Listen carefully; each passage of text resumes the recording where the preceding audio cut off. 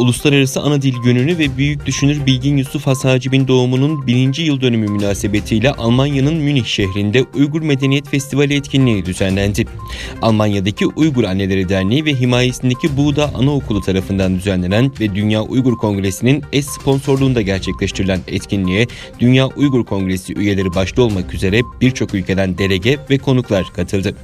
Etkinlikte briefing veren Dünya Uygur Kongresi Başkan Vekili Ferhat Yorunkaş, etkinliğin sadece bir eğlence etkinliği değil, aynı zamanda ulusal kültür sanatımızı korumak, Uygurlar arasındaki iletişimi güçlendirmek ve çocuklara Uygur kültür sanatını tanıtmak açısından çok önemli bir etkinlik olduğunu söyledi.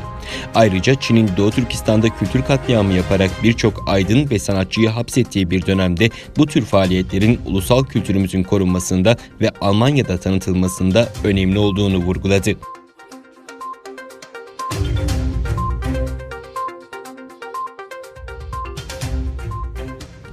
Çin Komünist Hükümeti Doğu Türkistan'dan bir kafileyi daha Çin'in iç eyaletlerine çalışmaya gönderdi. Çin kaynaklarına göre Doğu Türkistan'ın Kızılsu Kırgız bölgesi Akça ilçesinden 135 Uygur gencin Zhejiang eyaleti Yiwu şehrine doğru yola çıktığı belirlendi.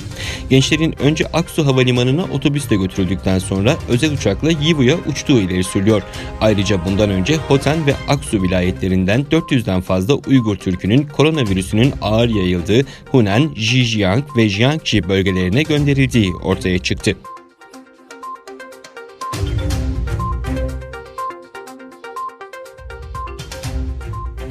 Uzun süredir 10 milyonlarca insanın karantinada tutulduğu Çin'de de her gün yeni bir gelişme yaşanıyor. Bugün ise Çin'den kan donduran bir haber geldi. Çinli bir adam koronavirüsü kontrol noktasında 2 yetkiliyi öldürdüğü için idama mahkum edildi. Cinayetin detaylarını paylaşan polis yetkilileri durumun ne kadar korkunç boyutlara ulaştığını gözler önüne serdi. Yunan eyalet hükümetinin yaptığı açıklamaya göre Çinli bir şahıs Yunan eyaletindeki bir koronavirüsü trafik kontrol noktasında 2 sağlık görevlisini öldürdüğü için ölüm cezasına çarptırıldı. Ayrıca ülkede salgın nedeniyle son 24 saatte 35 kişi hayatını kaybetti. 573 yeni koronavirüsü vakası saptandı. Ulusal Sağlık Komisyonu'ndan yapılan yazılı açıklamada ülkede 1 Mart'a kadar yaşanan toplam can kaybı ikisi Hong Kong özel idari bölgesinde olmak üzere 2872'ye, Covid-19 vaka sayısı da 79.824'e ulaştı.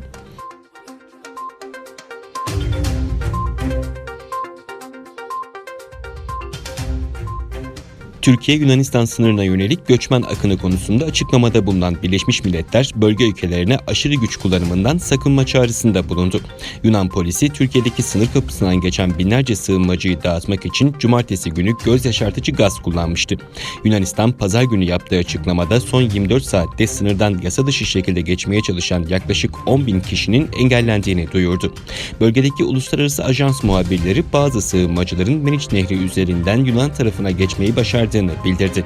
Diğer yandan İçişleri Bakanı Süleyman Soylu, Türkiye'den ayrılan göçmen sayılarına ilişkin saat 9.55 itibariyle Edirne üzerinden ülkemizden ayrılan göçmen sayısı 76.358 olmuştur dedi.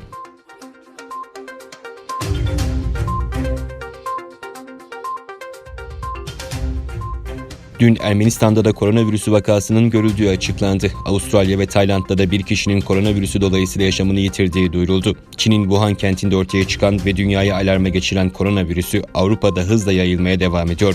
Robert Koch Salgın Kontrol Enstitüsü tarafından yapılan açıklamada Almanya'da koronavirüsü vaka sayısının 66'dan 117'ye yükseldiği belirtildi. Vakaların yarısından fazlasının virüsün yayılmasının önlenmesi için pazartesi günü çok sayıda okulun ve çocuk bakım merkezinin kapatılacağı, Almanya'nın en kalabalık eyaleti olan Kuzey Ren-Vestfalya'da bulunduğu belirtildi. Öte yandan İtalya Sivil Savunma Genel Müdürü Angelo Borelli, başkent Roma'da düzenlediği basın toplantısında hastalığın bulaştığı kişi sayısının 577'ye ulaştığını, ölü sayısının da 34'e yükseldiğini açıkladı.